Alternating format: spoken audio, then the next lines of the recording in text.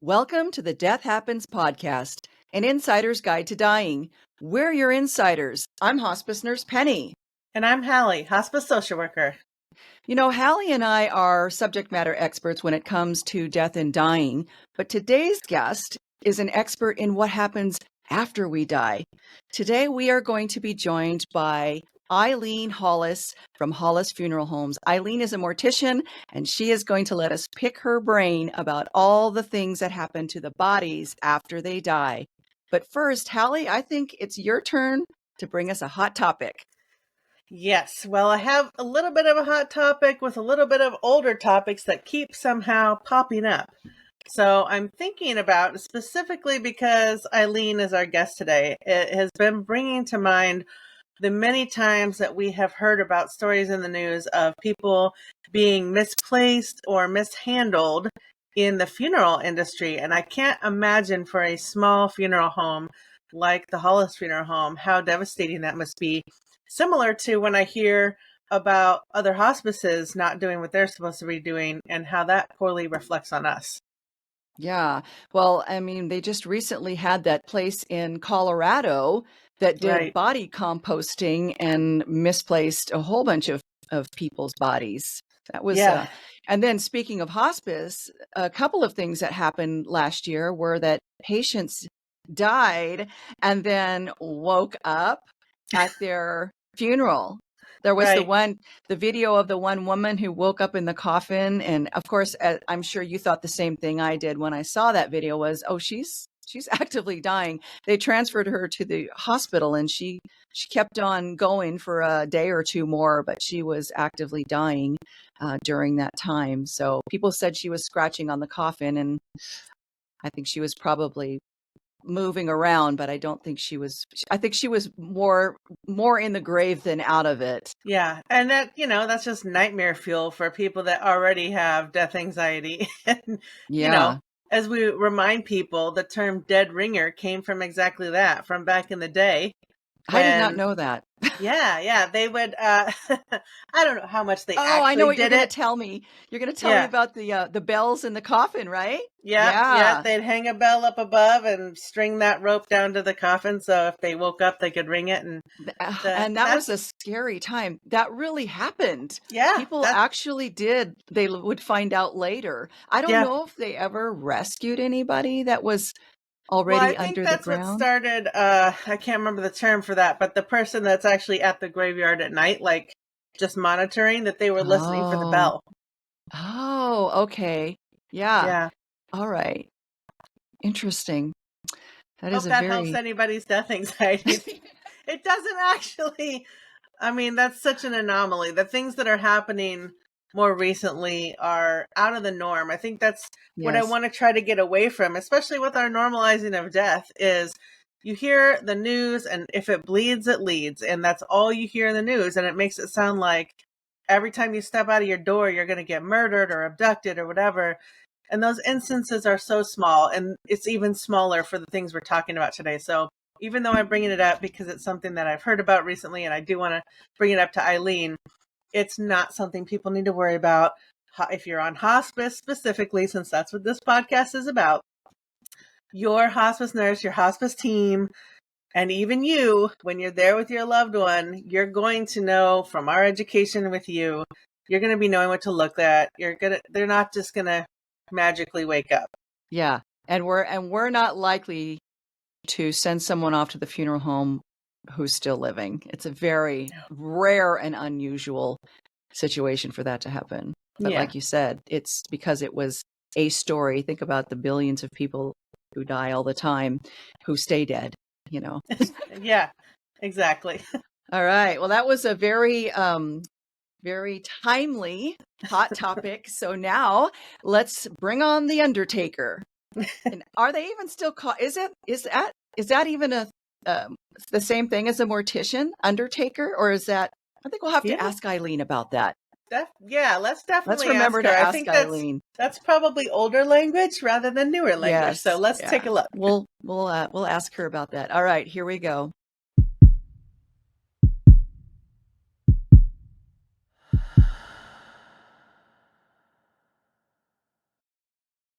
Welcome, Eileen. We're so happy you're here. Thanks for having me. So, why don't we start with you telling us all a little bit about yourself? Well, my name is Eileen. I'm a funeral director here in Syracuse, New York. I've been licensed for, I think, 8 years. Could be a little bit longer. I'm a new mom, so my brain is kind of all over the Yeah, place. congratulations on your baby. Thank you. But yeah, I'm here in Syracuse, New York, running a funeral home with my dad. Um, and eventually I'm just gonna take over the business and then the world. No. So how long has your family been in the funeral home business? Like, did you grow up with this or? I grew up directly above the funeral home. I'm sitting actually in my old childhood bedroom, which is now my mom's sewing room. And it's directly above our arrangement room where we make funeral arrangements. And in the corner over here, there's a heating vent. It's an old Victorian house, so, we have an old heating vent, and I used to, like, shout down to people during arrangements, like, hello! So you grew up in that, so it was probably not like you weren't afraid to be in, like, when I was a kid, walking through a cemetery was scary, because the ghosts might grab me. But as you were growing up in it, it was probably pretty normalized for you. But did kids that you went to school with ever say anything to you about it? Did they think it was creepy or cool, or do you remember? From what I can remember, like nobody, I mean, it was kind of like the scene in My Girl when she's showing her friends like around the funeral home. Like everyone was really intrigued by it. Nobody ever went home from sleepovers like crying or anything. It's weird actually because I was always the one who got homesick at sleepovers and at someone's normal house, not even a funeral home. But yeah, my friends from like middle school and stuff would joke that we were like the Addams family and things like that. But yeah, everyone was really chill about it. So chill that I almost would forget that I grew up here. Like that was like not the norm. In college, I completely like forgot that was a factoid. So when you'd throw out the icebreakers, I wouldn't even like include that, I'd be like, my toothbrush is this color. Not that like I grew up in a funeral home. So what is the difference, if there's any, between a mortician and a funeral director? Is it the same thing? It's mostly the same thing. I think that a mortician, I kind of view a mortician more as like more behind the scenes strictly, and a funeral director is more kind of does everything or can do everything, and focuses a lot on making arrangements with the family and like the funeral service and making sure that all of those ducks are in a row. Do you do the embalming and stuff too, though? Yeah. I've done the embalming. Since my son has been born, it's been a little crazy. My dad and I have, like, up until this point, I've been doing them all. But now I've been having to take like a step back, which is really hard for me to do, and like, forfeit an embalming because I like embalming. Okay. No. I mean, like, that's taking positivity to a whole new level. Yeah.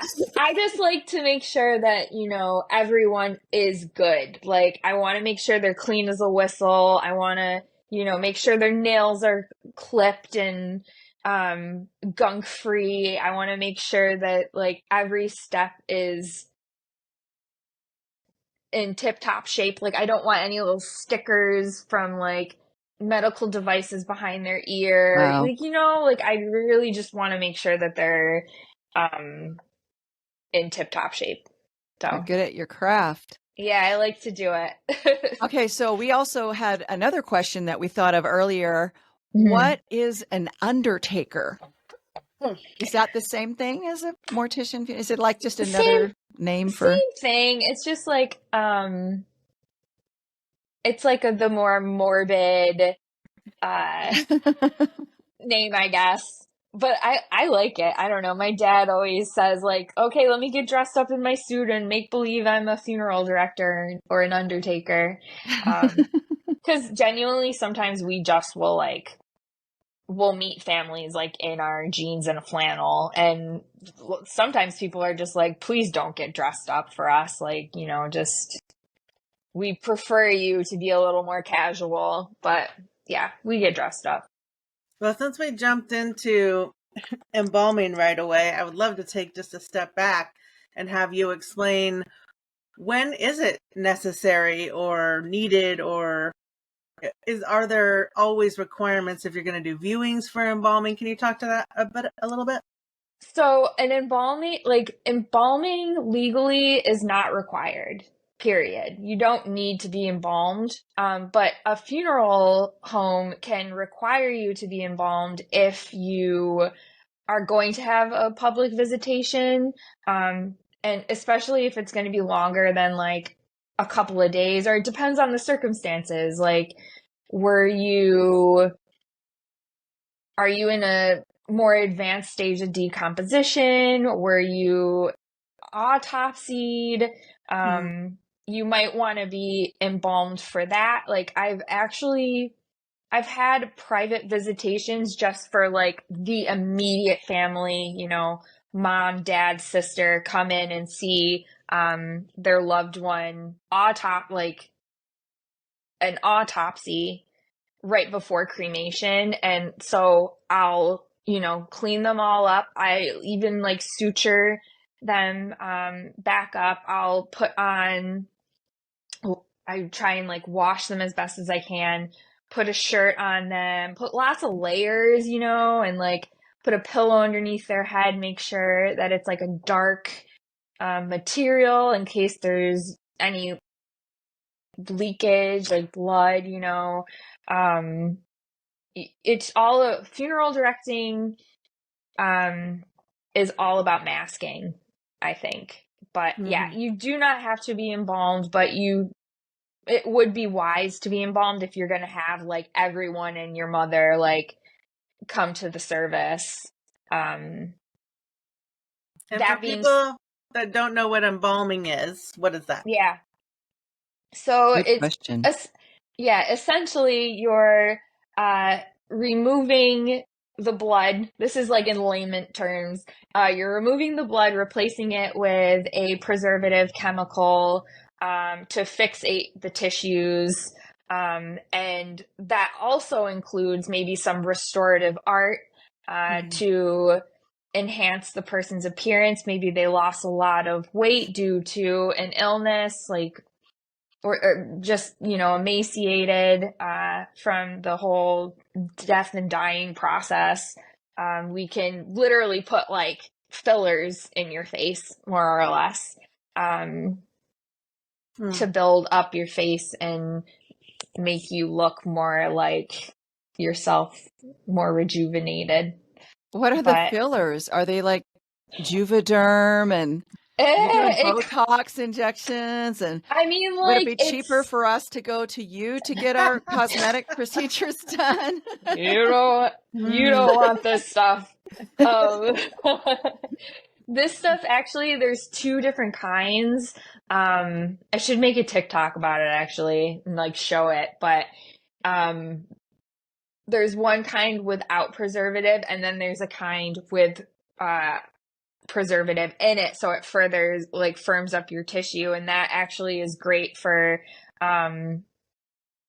if you, let's say the preservative didn't make it all the way to your face, or it didn't fixate your tissues like all the way, you could, you know, build that up and preserve the tissue at the same time. So speaking of TikTok and social media, I think you're one of the first people that I saw from the funeral industry. What made you decide to start making videos on social media?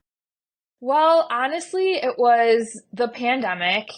I is that similar for you? Oh yeah, Kind yeah, of? yeah. Yeah, Hmm. yeah. Because there was such an influx, and then I realized that half of half of my friends, first of all, like did not know what I was doing, like as a funeral director. And then I realized that, you know, nobody really knows what we do as funeral directors. And my dad always said, you know, people don't understand that stuff. We just kind of keep it hush hush. And I'm like, well, they don't understand because we're not talking about it. So I'm a Gemini and a blabbermouth. So so I was like, okay, let me just, you know, walk you through what's happening with COVID in the funeral home. Like one week you could have people visiting, the next week you couldn't. The Mm. next week you could have like 30 people. The next week you could have only immediate family. Like it was all over the place. So I was just trying to keep my community in Syracuse kind of updated, and it turned into more of a thing. So more of a death education thing, tool. Yeah. Wow. So, have you seen, I'm sure you've seen the videos where people are now having these funerals where they're posing the bodies doing Yeah. some, activity. What is the strangest experience or request that you've ever had? Has Nothing anybody like, requested anything like that or? I mean, not really. Like, I have a friend he's still alive, but he always says that he wants to be in a Hawaiian shirt with his arms behind his head. And I'm like, okay, I can do that for you. That's easy. But yeah, no, nothing like that. Nothing like extreme embalming. I've never had to like prop anyone up. You'd need multiple people to do that. I don't even know. I know it's a thing probably like in New Orleans, I've heard that Hmm. that's a thing. I I think think it it's might be. really cool. It is cool, and I think it It's might be cool. more cultural for Yeah. African Americans because I tend to Yeah. see um, people of color doing them more. I Yeah. don't think I've ever seen any white people doing them because we're just not that I, cool. yeah, there was the guy who was in the club and stuff. I thought that Yeah, was really neat. yeah, yeah. He was like a Yeah. DJ or something, right? Yeah, I think so. Yeah, maybe. Um, very cool. So, do you have a favorite experience? Like, is there especially memorable? It might not Do even be like a happy memory, but just doing something for a family or that was especially important to you. Because I it's think what you do is really important, by the way. And and of yeah, course, in my career, have worked with many funeral directors. I've encountered many, and the majority have always been just incredibly kind and compassionate and professional. There's only one that I can remember that was a real dickhead, but yeah, everybody else has always been really wonderful, you know? yeah. It's really hard for me to even pick one because I mean, all of our families are so wonderful and they leave you like pretty warm and fuzzy by the end of it. Even the really tough ones. Hmm. Um, you know, we've had like lots of like little kids. Well, not lots. I would say occasionally, thank goodness. Little kids and we had a like a 10-year-old or I forget how old she was. But she really her family was so wonderful and it was just deeply painful to like watch them go through this. She had been through a horrific accident, a fire. Mm. So spending so much time with that little girl to like make sure that she was okay, um, was memorable. It was absolutely painful, but to even give the mom the opportunity to like see her daughter one last time Hmm. in any state, like, Yeah. uh, was good. And then they had a horse and carriage, which was really neat. And she was their little princess, so it made a lot of sense. And that was the first time I've ever seen like a horse and carriage in the cemetery. They wanted to go through the city of Syracuse like with this horse and carriage, but the horses can't do that. So we did a whole, long procession, and then we met the horse and carriage in the cemetery, and then took like a long route around it. So that was really nice. But then there's like older people that were just pips, and they have the most fun funerals. And you know what? One of my favorite funerals was for my friend's uncle, I think. And they this family just tailgates. Like they just go in the parking lot and they have like beer. This was in the summer. I went out at the end of the funeral service and had a beer with them and had a shot, which I don't know if you're supposed to do that, but I did it. And it's just I love those experiences too. I think that story is so great because I think you probably get as much as we do in hospice when people hear what you do. Oh, that's got to be so sad. Mm-hmm. And yeah, there's sad moments, but things like this are what we need to share. Like this can be a beautiful, you're honored to do this experience, and it's not necessarily sad. Yeah. The best thing though, my favorite memories are genuinely just every day with my dad, watching him do his thing, learning from him. We're such a team, and I'm very grateful. That's so cool. Mm-hmm. Yeah, I'm so grateful for him, and I don't know what I would do without him. He's such he's like Elf in a way, he's really, really, he's positive and yeah. How did he get into it? Did his dad do it, or his family do it too? Or did it start with your dad? It started with my dad. He was very close to his grandfather, and his grandfather passed away, and he kind of was organizing the cars and everything for the procession. And the funeral director was kind of whoa, if you ever want to get into funeral service, I'll give you a recommendation. You should get into it. He wanted to go to pharmacy school, and actually he was in pharmacy school. And I think, according to him, he got into a fight or something. And I think he dropped out. I don't know. He has so many little rambunctious stories. It's funny because if you know him, he's 5'2", 5'3". It's the little ones. So what kind of training do you need? Do you go to college for this? Do you have a degree for this? What? Yep. Actually, I remember in your bio that your first degree was something in the arts. What was your first degree that you got? Yeah. I have a BFA in dance. Right. I was a dancer from little to, and I went through college and got a BFA in that. Was in New York City dancing for a little bit.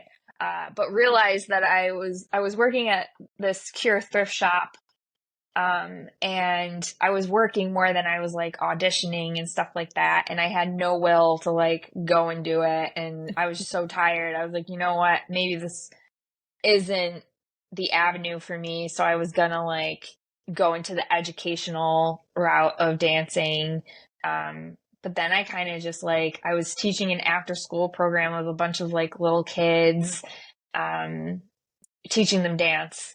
And then on winter break, I needed money to pay my rent. So I was hey, Dad, let me work for you for this month. Let me do that. And my husband says he knew that that was it for me. And yeah, it pretty much was. I started working with him right off the bat, and applied to school at Hudson Valley Community College, got my associate's degree. I commuted at least once a semester from Syracuse to Albany, it's 2 hours and 15 minutes. So I'd, wake up at 5, go Ooh. there. Yeah, like, and I really, really, really, really wanted to do well. And I didn't want to repeat any of these classes. So thankfully I made it like on the dean's list and stuff just because of pure willpower.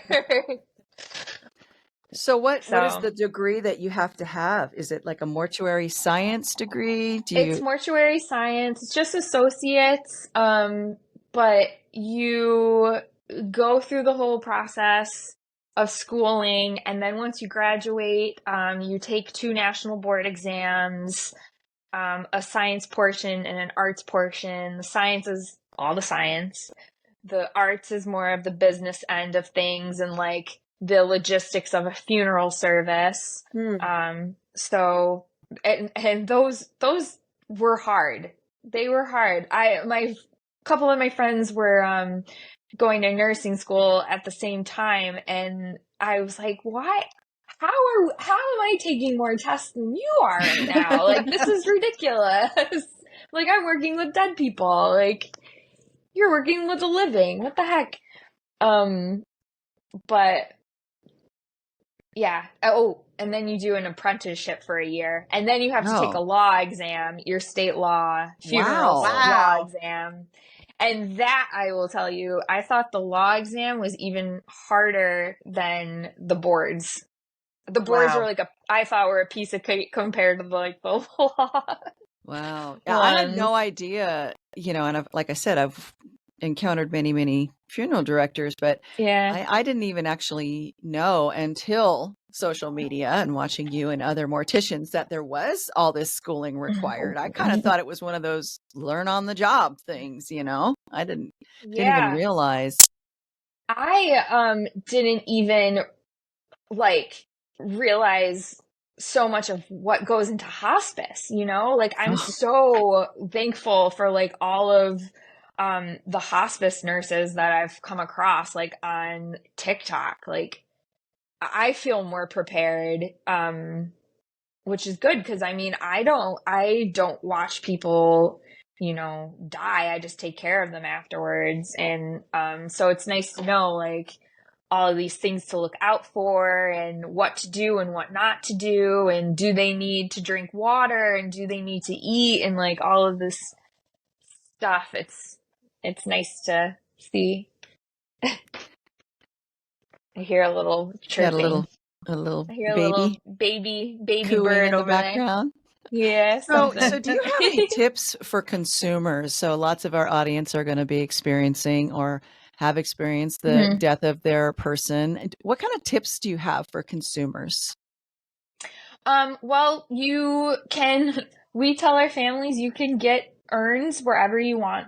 You don't have to go through a funeral home. You can go right online. Some people get their stuff right from Amazon. Some people, go on Etsy. Some people have family that will make urns for them. Anything can be an urn, especially if you're not going to bury them. Like you could just, you could have your grandfather's cigar box or something, or a Folgers can, or like That's what I was whatever. going to ask about the Big Yeah. Lebowski. Yep. People have put their cremains in like motorcycle like gas tanks or something like that. I think I've seen. Yeah, the piggy banks, like you And you can can. get coffins at Costco, can't you? Yes, you can. Yep, and we, can't refuse those. But That's good to know. I will say that in the past we've had those caskets or like, third party, they come in. We do not schedule the funeral service until we have that casket in our Mm. possession, because there has been a couple instances where it's like really cutting it close. Oh, Like you could get it maybe the day before or not. Like, Mm. so usually it's pretty good. So So, what do you think of green burials? Sorry if I am interrupting your consumer tips, but the talk Mm-mm. about caskets made me think about seeing on like Instagram people showing these coffins that are wicker baskets or pine boxes. Yeah. What do you think? Do you guys do green burial at all? Yes. I love green burial. I wish there were more like pure green spots in Syracuse. There's a green burial cemetery out in Ithaca, which is like 45, 50 minutes away from here.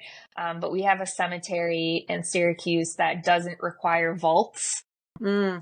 A lot of cemeteries in the city of Syracuse, like the Catholic ones, require a grave liner.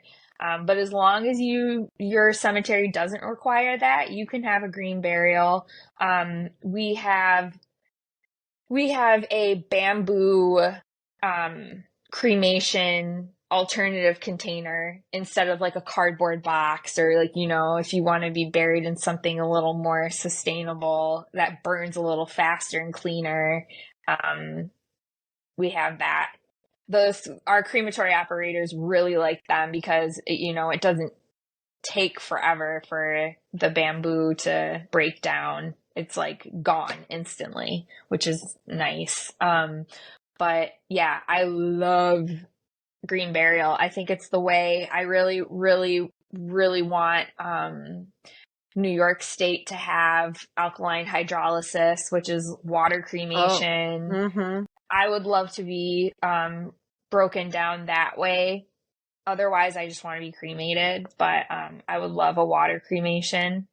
There's like the disposing of a person is kind of gnarly no matter how you look at it. So my dad, like when I told him about alkaline hydrolysis, he was like, "That's the mobster way to go." I'm like, well, and burning your body is better. Like, I don't know. It's like, I think it's kind of nice. I like mermaids and I like baths, and I think that I would like to be broken down by water. Okay, so you have to explain that a little bit. I mean, you don't have to go deep into Yeah, it, but like it's I've been wondering about this. it's basically like if you Google alkaline hydrolysis water cremation and Google Images, it's like a big cylinder that you're placed in with alkaline chemicals, and they gently just and hot water, very hot water, and you just kind of get broken down that way. And I am pretty sure I've seen that you can put like essential oils in there too if you want. So it's like, Like a a spa? day at the spa. Yeah. One last bath. One last spa. Yeah. Well, I'm curious. I knew about how it actually breaks down, but I guess my curiosity would be, how do you get your loved one's remains back with that? In what form? Or do you? And what happens to the bones? I believe that the bones are I'm pretty sure they're processed, like pulverized, like they are I think so. after you're cremated, yeah. But then you're just left with like ash or cremains from the crematory by fire are a little more gray and a little more like coarse, I guess you would say. They're like sand. They're like sand, yeah. And sometimes there's like a little tiny bit bigger bone fragments depending on what crematory you're using and whatever. But with alkaline hydrolysis, I've seen that they come back more refined and like sugar almost. Like it's white. Yeah. But it's like it's dry? Yeah. Huh. Yeah. Kind of like the salt flats, maybe, like the fluid kind of. Yeah, it literally it looks like kind of like powdered sugar in a way. Huh. Yeah, I was really surprised the only time I've ever seen cremains, when my ex-husband's stepmother was cremated and we went to Hawaii too. She wanted to be illegally, I found out later, dumped into the ocean. And so we paddled out, into the little harbor on the Big Island and passed around the bag of cremains. And At least you paddled out. Yeah, I was surprised when I went to pour it in the water because it was like sand, but it also was really beautiful. It just like billowed out into the water. And I remember looking at it and thinking, oh, she looks like an angel because it was just billowing out. But it was surprising to me how coarse it was. I expected like wood ash, I was thinking, oh, is this shit going to fly in our face? And, like we're going to be all covered with ash when we do this because it was a windy day, like White Lotus. Yeah. Well, Jennifer Coolidge when she's like pouring it out or and it kind of it floats. I never even really realized that. My dad actually told me that ash kind of floats. So there's biodegradable urns too for that purpose, which kind of helps it, sink and disperse. But Do you have body composting in New York yet? I think it was legalized, but we don't have like a facility yet. But I'm looking forward to that. I would love to go visit a composting facility. Well, we have a couple in Washington, so if you decide to head on over to the coast here. Yeah. Oh yeah, okay, you're in Washington. That's cool. There's a couple of them in Seattle. Yeah. Nice. They started it. I think Katrina Spade, I believe, is who started it. Yeah. And she was an architect and from architect, and I saw her speaking at a conference and she was really amazing, but she talked about the architecture and she is totally. Is, yeah. But that body composting, I think I asked my husband the other day if it was okay if I had his body composted if he dies before me. And he's like, I don't know. I need to think about that. And I was like,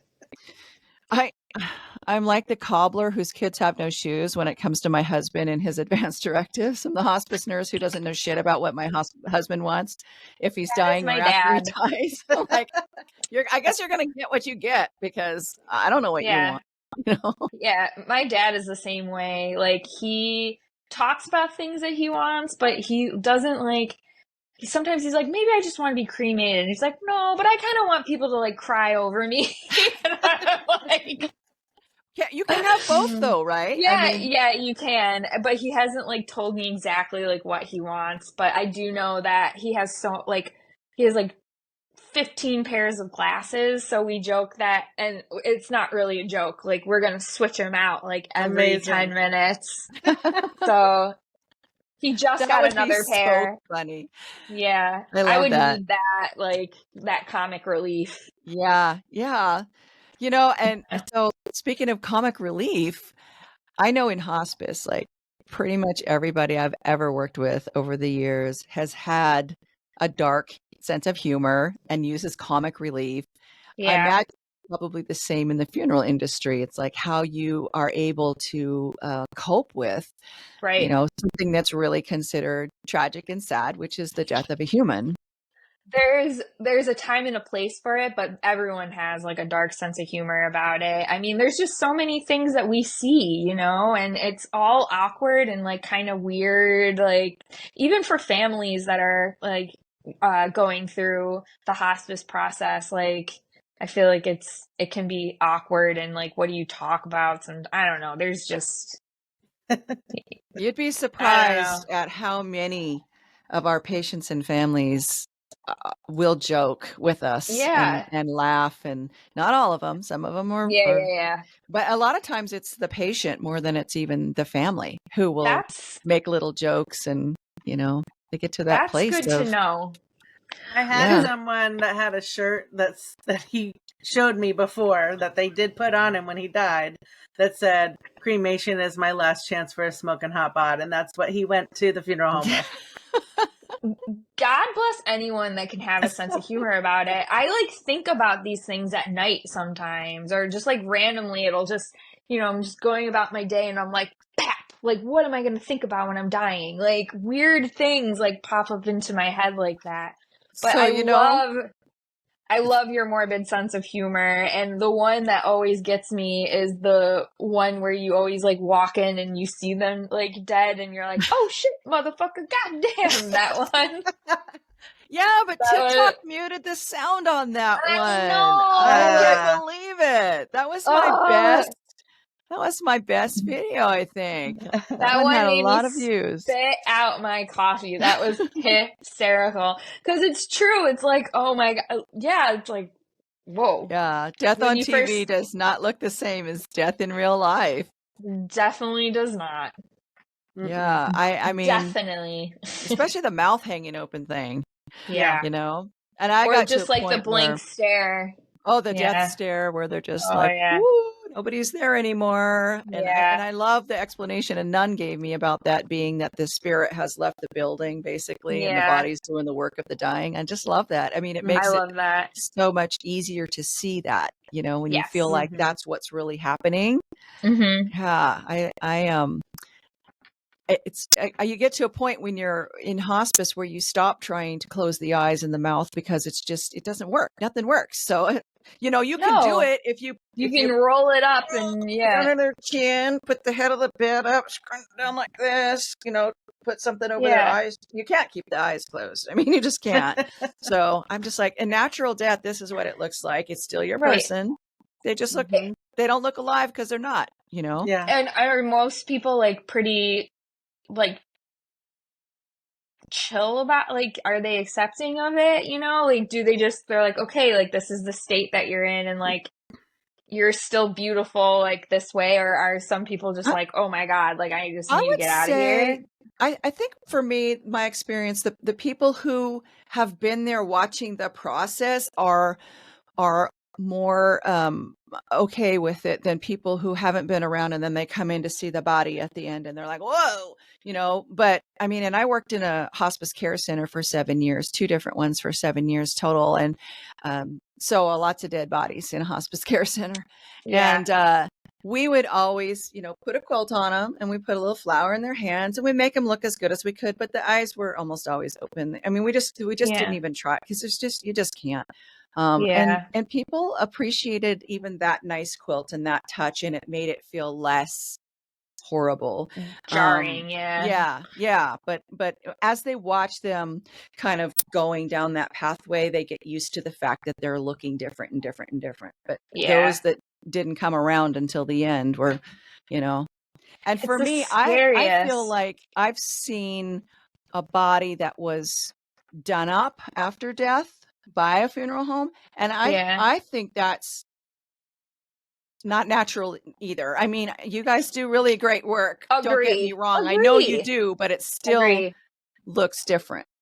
Agree, because I'm like, you don't see, I don't know, I'm such a weird little funeral director because I'm like, no, it's not natural. Like, you wouldn't be in a suit. And, like, it's just weird because, like, when my dad dies, you know, he's the smiliest person. Like, is anyone going to recognize him? Because he always has a smile on his face. Like, you see his teeth that are all, like, gapped and have character. Like, you don't see that. And, I mean, he's always in a suit pretty much. He's pretty old school like that. But, Penny, I know that face. I know what you're going to ask.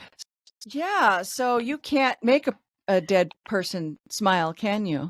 Well, I mean, you can. I mean, some people genuinely, like, I feel like after I embalm them, this is so weird to me. They, like, look like they're smiling. And whether that's the fluid or if they're just, like, had a peaceful death or if they're just like, oh, thank you. Like, you made me look a little bit better than I was. That's such an interesting perspective. So let me just tell you, a friend of mine who I went to high school with contracted AIDS many, many decades ago. And he's actually still living. He responded well to all of the medications. He's been on them forever. He's my age and he's still alive.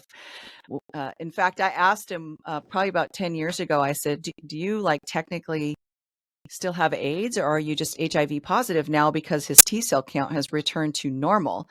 And he said, Right. I don't even know. Like, I don't think I have AIDS anymore because, the T cell count is back up to where it's supposed to be, but he's still HIV positive.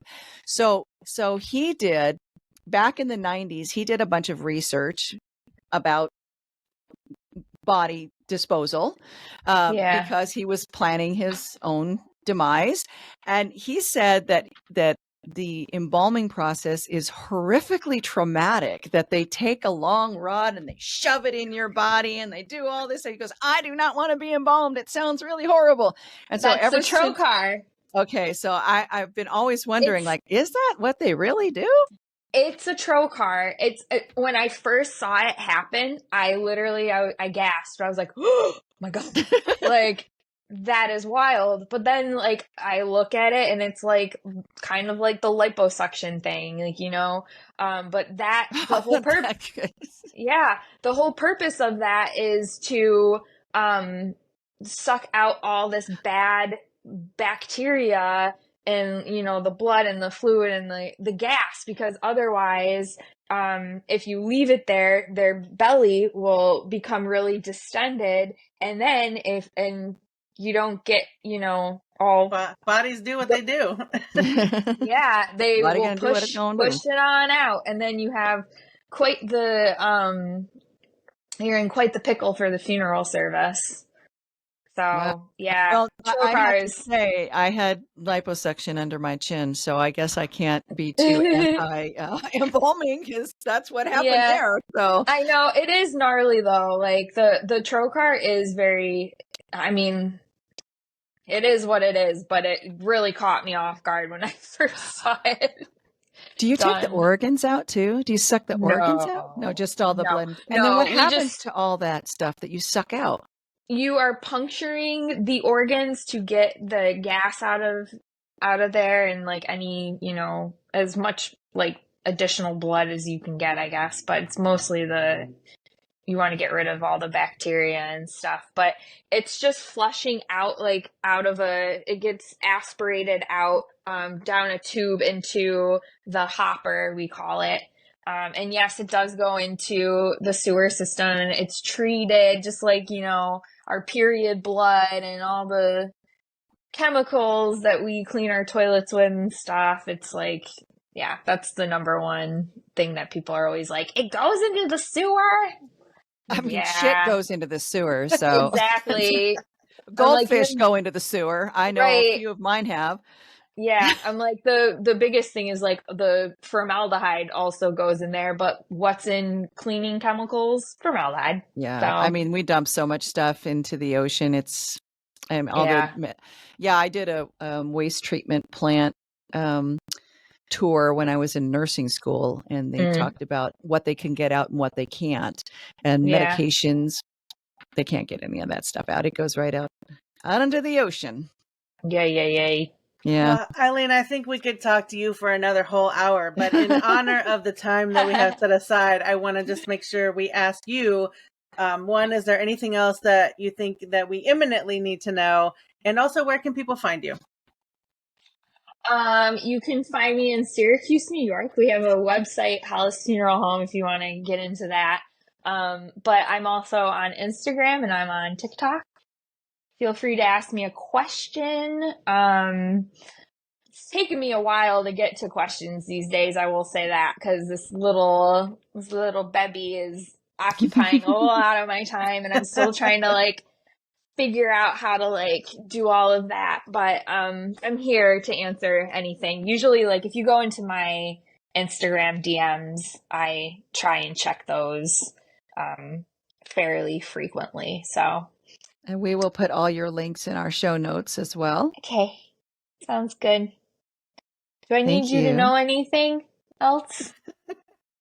I feel like we're probably going to get a lot more questions, so maybe we can schedule you coming back another time. Yeah, it's your funeral. Do what you want. You don't have to be embalmed. Your funeral. It's your funeral. Do what you want. Eileen, thank you so much. It was so fun to talk to you. I really appreciate you coming on with us. Yes, yeah, thank you. Thank you for having me. It was really fun. All right. Oh Well, that was fun. She's so adorable. Adorable. Yeah. I mean, definitely not when you think funeral director, you think the stereotypical guy that looks like Lurch from the Addams Family wearing a suit and being very stern and rough looking. And she is adorable. And Mhm. I love the passion that she has for Yeah. what she does. It really is a craft. It really is. And it's very clear that she's compassionate about the care that she's giving loved ones after they die. Yes, yeah, and looks at that as a really important thing, and it really is, because Mhm. just like with what we do, you get only one chance. There are no do-overs when it comes to death. So, it's important to get it right the first time so that the family doesn't have a terrible lasting memory of what happened with their Mhm. person. So, yeah, that was so fun. Yeah. We've got to have her back on again sometime. Oh, so many more questions. Yeah. Yeah. I love, though, the ending sentiment. It's your funeral, just like it's your death. Yes. Yep. Yeah. Well, until next time, we've got lots more guests. We're going to have our own conversations for more education going on. So we're happy that you're joining us, and we hope that you stick around for more. Yeah. And until then, remember to live, because someday, We'll all be dead. For real. for real.